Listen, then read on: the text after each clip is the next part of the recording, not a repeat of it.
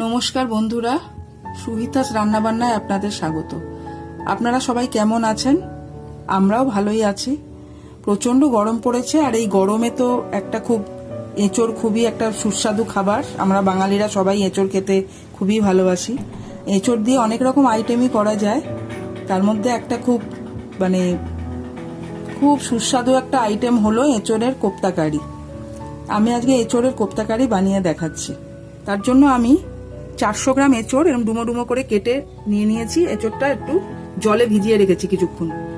আর আছে এখানে দুটো মাঝারি সাইজের আলু আমি এরকম ডুমো ডুমো করে কেটে নিয়েছি, নিয়ে ভালো করে ধুয়ে নিয়েছি। এবার এই দুটো আমি প্রেসার কুকারে সেদ্ধ করে নেব। এই দুটো একসঙ্গেই আমি প্রেসার কুকারে একটু নুন দিয়ে, একটু জল দিয়ে আর একটু হলুদ দিয়ে আমি দুটো সিটি মেরে নেব। প্রেসার কুকারে আমি জলে ভিজিয়ে রাখা এঁচোড়গুলো প্রথমে দিয়ে নিলাম। এবার এর মধ্যে এই ডুমো করে কাটা আলু দিয়ে দিচ্ছি। 1 চামচ নুন দিয়ে দিলাম সেদ্ধর সময়, আর হাফ টিস্পুন মতন হলুদ দিয়ে দিলাম। এবার আমি একটু জল দিয়ে এটা দুটো সিটি দিয়ে নেব।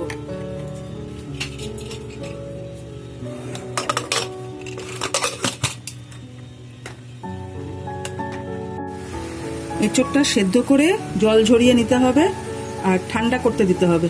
ঠান্ডা হলে এটা চটকে মেখে নিতে হবে। এঁচোড়গুলো ঠান্ডা হয়ে গেছে, এঁচোড় আর আলু সেদ্ধ। এবার এটাকে ভালো করে চটকে, হাত দিয়ে ভালো করে চটকে মেখে নিতে হবে।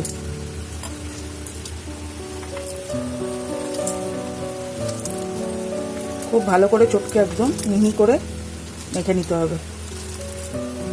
এর মধ্যে সেদ্ধ করার সময় আমি নুন দিয়েছি, সুতরাং আগেই নুনটা দেবো না, একটু টেস্ট করে দেখে নিতে হবে। যদি নুনের প্রয়োজন থাকে তখন নুন দিতে হবে, না হলে নুন দেওয়া দরকার নেই। এঁচোড় আর আলুটা আমি চটকে মেখে নিয়েছি এবং আমি টেস্ট করে দেখেছি এর মধ্যে আরও একটু নুন দিতে হবে। আমি এখানে 1 চামচ মতো নুন দিয়ে দিলাম, 1 চামচ মতো চিনি দিয়ে দিলাম, আর দিচ্ছি 1 চা চামচ গরম মশলার গুঁড়ো, আর 3 চা চামচ আমি এখানে একটা ভাজা মশলার গুঁড়ো দিয়েছি। ধনে, জিরে আর শুকনো লঙ্কা শুকনো খোলায় একটু ভেজে নিয়ে সেটা গুঁড়ো করে নিয়েছি, সেটা দিয়েছি। আর বাইন্ডিং এর জন্য দিচ্ছি একটু ছাতু। এখানে ছাতুর বদলে অনেকে বেসন ইউজ করেন, কেউ ময়দা ইউজ করেন, আমি ছাতুটাই ইউজ করছি। এবার এগুলো দিয়ে সব একসঙ্গে ভালো করে আবার মেখে নিতে হবে।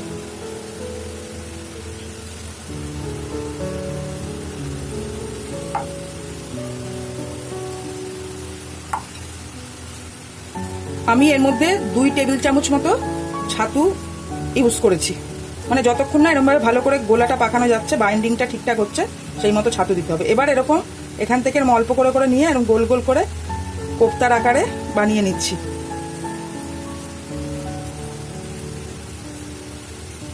এইভাবে সবগুলো কোপ্তা এরকমভাবে বানিয়ে নেব।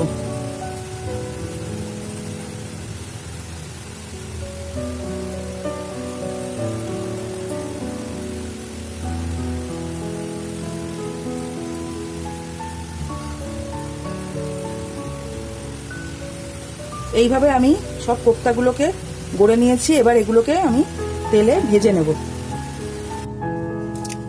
এঁচোড়ের কোপ্তা বানানোর জন্য আমি এবার কড়াই গরম করে এর মধ্যে সর্ষের তেল নিয়ে নিচ্ছি। কেউ ইচ্ছে করলে সাদা তেলেও করতে পারেন এটা। আমি এখানে হাফ কাপ মতো সর্ষের তেল নিয়ে নিয়েছি।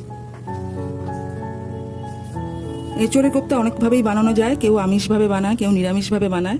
আমিষ বলতে পেঁয়াজ, রসুন এসব দিয়ে, আবার কেউ পেঁয়াজ রসুন ছাড়া নিরামিষভাবেও বানায়। আমি এখানে আজকে পেঁয়াজ রসুন দিয়েই বানাচ্ছি। অন্য আরেকদিন হয় নিরামিষভাবে বানিয়ে দেখাবো। তেলটা ভালো করে গরম হয়ে গেলে এবার আমি কোপ্তাগুলো ভেজে নেব। ওই তেলে তেল গরম হয়ে গেছে, এবার এর মধ্যে আমি কোপ্তাগুলো ছেড়ে দেবো।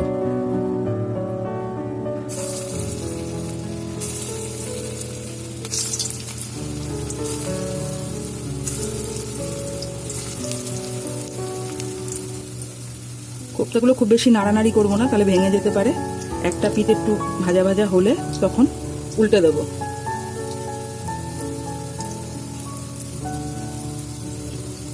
এবারে আমি উল্টে দিচ্ছি কোপ্তাগুলো।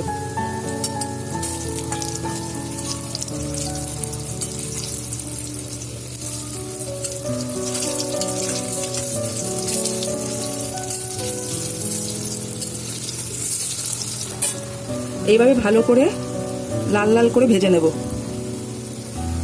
আমার এগুলো বেশ লাল লাল করে ভাজা হয়ে গেছে কোপ্তাগুলো, এবার আমি তুলে নিচ্ছি। এবার ওই তেলের মধ্যে আমি একটু জিরে, তেজপাতা আর শুকনো লঙ্কা ফোড়ন দিয়েছিলাম। এবার ফোড়নটা একটু ভাজা ভাজা হলে ওর মধ্যে পেঁয়াজ কুচি দিয়েছি, দিয়ে একটু লাল লাল করে ভাজছি।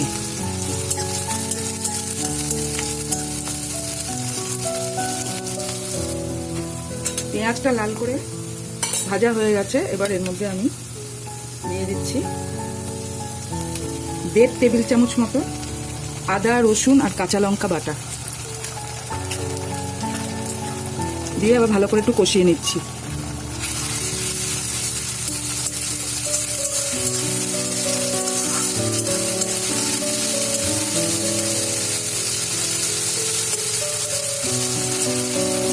এবার এর মধ্যে আমি দেব টমেটো বাটা,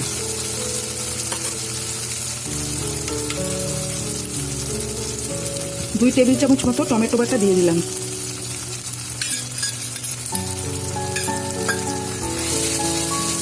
দিয়ে আবার ভালো করে কষিয়ে নিচ্ছি। এই সময় আমি এর মধ্যে কিছু গুঁড়ো মশলা অ্যাড করব। যেহেতু আমি আদা, রসুন আর কাঁচা লঙ্কা বাটা দিয়েছিলাম, ওই জন্য আমি শুকনো লঙ্কার গুঁড়ো দিচ্ছি না, তাহলে বেশি ঝাল হয়ে যাবে। আপনারা যদি বেশি ঝাল খান দিতে পারেন, আমি তার বদলে দিচ্ছি কাশ্মীরি লঙ্কার গুঁড়ো। এতে ঝালটা অত হবে না, কিন্তু রঙটা হবে। 1 টিস্পুন মতো কাশ্মীরি লঙ্কা গুঁড়ো দিলাম, 1 টিস্পুন মতো ধনে গুঁড়ো দিলাম, 1 টিস্পুন মতো জিরে গুঁড়ো দিলাম,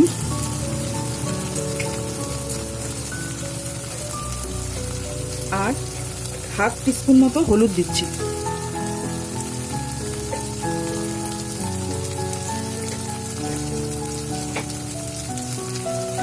এগুলো দিয়ে আবার ভালো করে কষিয়ে নেব। মশলাটা ভালো করে কষানো হয়ে গেছে, এবার আমি এর মধ্যে 1 টেবিল চামচ মতো আমি চারমগজ বাটা দিয়ে দিচ্ছি।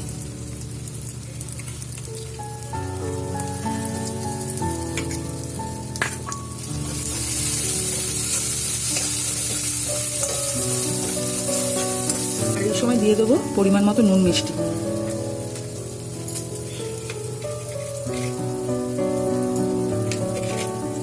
ওয়ান টিস্পুন মতো নুন দিলাম,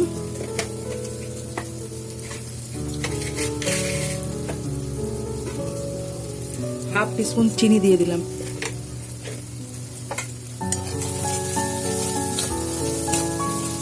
সব ভালো করে কষানো হয়ে গেছে, এবার আমি এর মধ্যে জল দেব।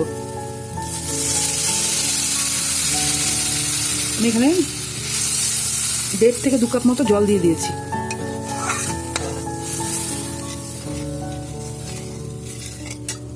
জলটা যখন ভালো করে টকবক করে ফুটে উঠবে, তখন আমি ভাজা কোপ্তাগুলো দিয়ে দেবো এবং ঘি, গরম মশলা দিয়ে। কোপ্তা দিয়ে আমি বেশিক্ষণ ফোটাবো না, জাস্ট একটু ফুটলেই নামিয়ে নেব। ঝোলটা কিছুক্ষণ ফুটেছে, এবার এর মধ্যে আমি 1 চামচ গরম মশলা গুঁড়ো আর 1 চামচ ঘি দিয়ে দিচ্ছি আগের থেকে, কারণ আমি কোপ্তাগুলো দিয়ে ফোটাবো না বেশিক্ষণ।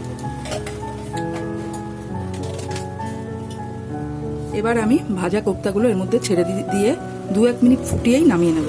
কোপ্তাগুলো বেশি ফুটালে ওগুলো নরম, ভেঙে যেতে পারে।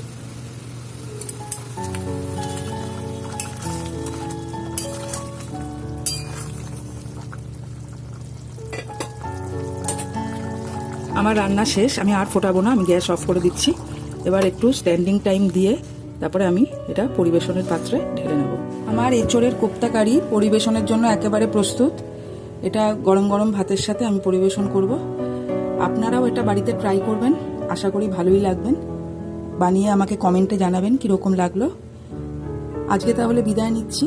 যদি আমার এই রান্নাটি ভালো লাগে তাহলে আমার ভিডিওটিতে লাইক করবেন, কমেন্ট করবেন, শেয়ার করবেন, আমার চ্যানেলটি সাবস্ক্রাইব করবেন এবং আমাদের পাশে থাকবেন। আর বেল আইকনটা প্রেস করে দেবেন, তাহলে আমার সমস্ত পোস্টের নোটিফিকেশান আপনাদের কাছে পৌঁছে যাবে। আজকে তাহলে বিদায় নিচ্ছি, আবার দেখা হবে নতুন কোনো ভিডিও নিয়ে।